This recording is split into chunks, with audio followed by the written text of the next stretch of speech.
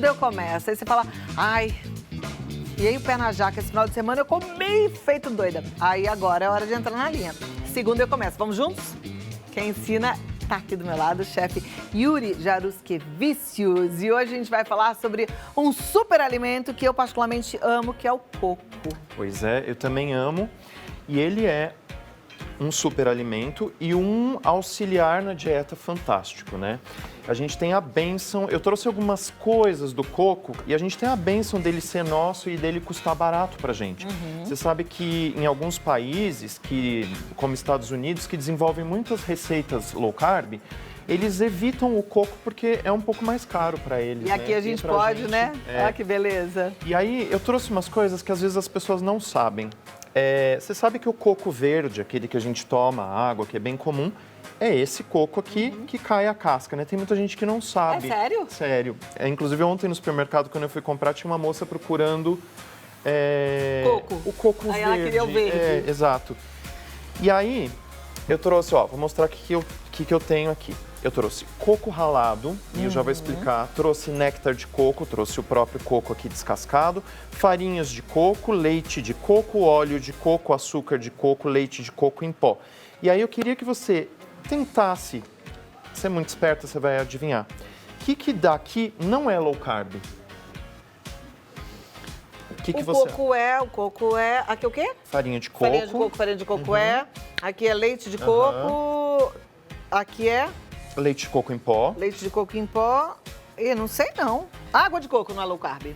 Então, exatamente. Sim. Água de coco, do coco, da fruta, é o que mais tem açúcar.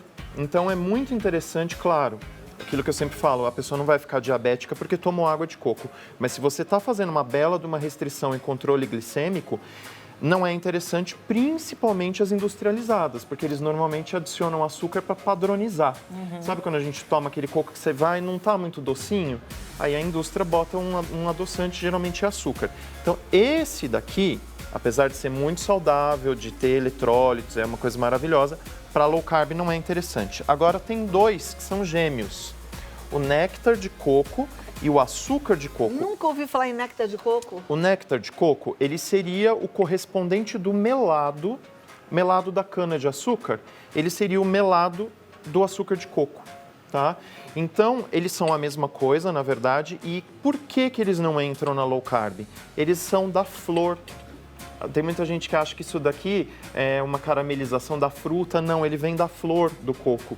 Só que por que a gente cita ele na low carb? Tem muita receita low carb por aí com açúcar de coco. Porque o açúcar de coco tem o índice glicêmico menor do que o açúcar de cana. Não o suficiente para ser low carb. Ele eleva a glicemia, mas eleva menos. Tá. Então, isso daqui é muito interessante para criança. Porque ele é mais saudável, com certeza, que um açúcar mascavo e muito parecido. E ó, o cheirinho. Deixa eu sentir o gosto. Pode. Tem uma colher aqui, vai na faquinha. Ele é muito gostoso, carameliza. Né? O açúcar mascavo. Nossa, é gostoso. Lembra, sabe o quê? Rapadura. Exato. Só que ele tem quase metade do índice glicêmico do açúcar de cana. Então é uma boa alternativa. Repito, não é low carb, mas é uma boa. Aí eu trouxe umas coisas sobre o coco ralado. O coco ralado todo mundo conhece, é o coco seco. Só que aqui eu trouxe o coco fita, que qual é a diferença? Ele é seco, mas ele tem um pedacinho da casca, tá? E eu trouxe esse coco, eu nem tirei do vácuo, ele é muito interessante, porque ele é seco, só que ele não é a parte preta, né, que seria essa parte aqui, ó. Quer dizer, perdão, não essa casca, essa né? casca aqui. Essa aqui. Essa casca aqui. Exato. Essa parte aqui, ela tá junta. Então esse daqui seria o menos processado deles. Ah, tá. Então, porque ele tem mais fibra. Exatamente, tá? Ele é o mais próximo do que seria esse daqui, ralado e seco, Tá. né? E esse daqui, eles tiram aquela parte da fibra. Essa parte da fibra é interessante, porque fibra dá sempre saciedade, interessante, né? Aí, farinha de coco. Essa daqui é muito usada na low carb. Aqui eu tenho a farinha de coco branca e a escura. Qual a diferença? Mesma coisa. Essa é feita com a fibrazinha marrom, né? E a gente nunca usa na low carb essa daqui, porque essa, na farinha, ela faz a receita ficar muito seca. Tá. E uma coisa que a gente já falou em receitas, mas que é interessante lembrar sempre que a gente vai usar. Eu tenho na minha receita farinha de amêndoas e eu posso substituir pela farinha de coco, eu uso 1/3 porque ela incha. Então, se eu tenho uma xícara De farinha de amêndoas, eu vou usar 1/3. 1/3 de xícara na farinha de Exatamente. coco. Tá? Além de ser mais barata. É mais barata. Usa menos e ainda é mais E barata. eu acho muito gostosa, eu Maravilha. amo. Agora, coisa que pouca gente conhece, a gente sabe do leite de coco e tem gente que me condena, porque eu dou preferência para o leite de coco de garrafinha. Tem gente que fala, nossa, mas o feito em casa é muito melhor. De fato, ele não tem conservante, mas é a mesma coisa. Tá? Ele é um produto industrializado, mas minimamente processado. É o coco batido, tá? Por que eu gosto dele? Porque é padronizado. Quando eu faço um leite de coco em casa, cada vez eu vou ter um resultado, né? E aqui eu tenho leite de coco em pó. É a mesma coisa, só que a gente vai ver depois na receita, que a gente vai fazer em seguida, que eu tenho a opção... Quando eu uso leite de coco em pó, é como se eu usasse o leite em pó de vaca. Ou seja, eu coloco menos água e consigo fazer um leite condensado. Isso é muito usado na culinária low carb. Agora fica um alerta. Sempre que for comprar leite de coco em pó, a legislação permite entre 5% e 50% de tapioca na composição, para ele não aglutinar. Ele é um anti-aglutinante, a tapioca. Então você, claro, vai dar preferência para o que tem 5%. Se você comprar o que tem 50%, É mais calórico, é tem muito mais carboidrato. né? É joia. praticamente goma pura.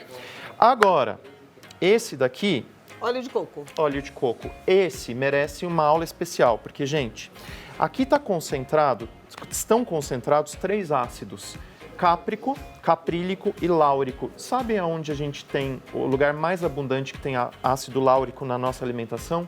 No leite materno.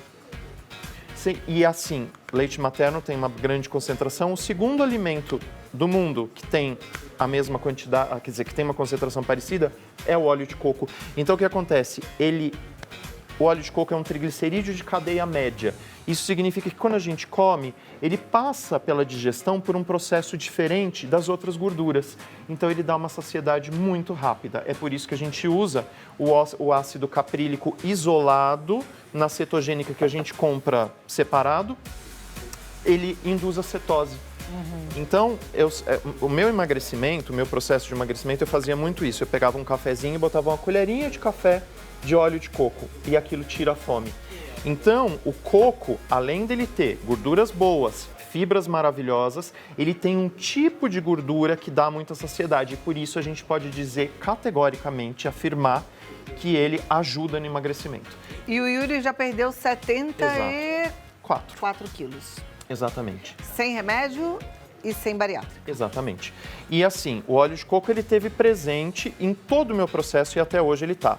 Aliás, o coco, né, de uma maneira geral, porque a gente faz pudim de chia com leite de coco, o coco ralado a gente usa como farinha. Esse daqui eu postei no meu Instagram ontem. Essa porção aqui foi o meu almoço ontem, porque isso aqui vende no mercado perto de casa numa marmitinha. Eu Mas abro aí a você marmitinha. só comeu isso? Não comeu proteína, não comeu legumes? Não, no almoço não foi possível ontem, porque ou eu comia besteira ou eu comia... Ah, tá, porque você optei por tava na esse. rua. Tava na rua. É, Essa aí foi é a minha uma marmitinha. ótima. Entra no Gente, supermercado, comprou e acabou. fica a dica, não Mais dá ou menos fome. tem quanto aqui? Ah, sei lá, deve ter uns 150 gramas, Tá. se a gente pesar, tá? E aqui, a farinha de coco é uma coisa que eu uso demais. Isso aqui eu trouxe como curiosidade que muita gente em casa usa desmoldante. O desmoldante é ótimo para botar na forma e não grudar. Só que assim, ele tem as piores gorduras, né? Então quem gosta da praticidade, hoje em dia tem várias marcas, já oferecem o óleo de coco em spray para você untar a forma. E eu quero mostrar uma coisa, é da culinária, mas eu vou mostrar já.